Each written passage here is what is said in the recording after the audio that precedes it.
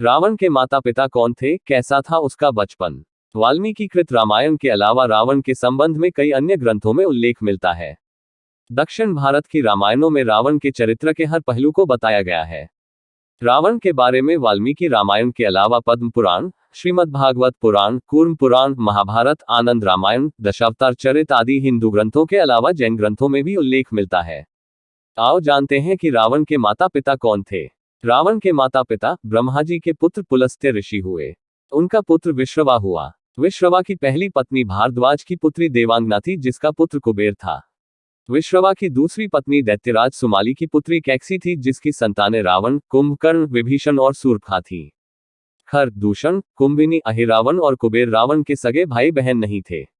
2. रावण का जन्म। वाल्मीकि द्वारा लिखित रामायण महाकाव्य, पद्मपुराण तथा श्रीमद् भागवत पुराण के अनुसार हिरण्याक्ष एवं हिरण्यकशिपु दूसरे जन्म में रावण और कुंभकर्ण के रूप में पैदा हुए।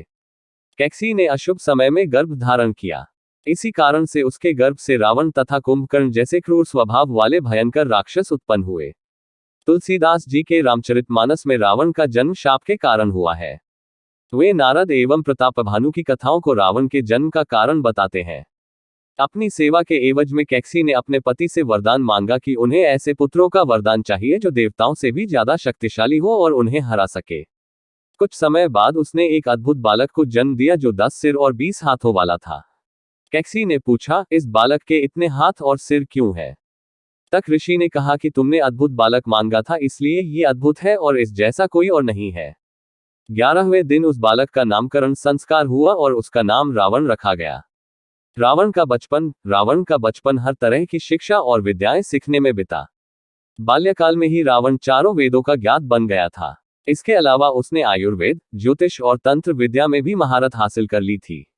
युवा होते ही वह कठोर तपस्या करने के लिए जंगलों में चला गया। वह जानता था कि ब्रह्मा जी उसके परदादा हैं, इसलिए उसने पहले उनकी घोर तपस्या की और कई वर्षों की तपस्या से प्रसन्न होने के बाद ब्रह्मा जी ने उसे वरदान मांगने को कहा। यदि आप मेरी तपस्या से प्रसन्न हैं ब्रह्मदेव, तो मुझे ऐसा वरदान दीजिए कि देवता, गंधर्व, यक्ष, भूत, पिशाच, असुर और राक्षस किसी के हाथों मेरी मृत्यु ना हो। रावण ने स्वीकार कर लिया और वह कई तरह की शक्तियां लेकर चला गया। बाद में उसने भगवान शिव की घोर तपस्या की। Thanks for watching. ऐसी ही मजेदार वीडियो देखने के लिए चैनल को सब्सक्राइब जरूर करें।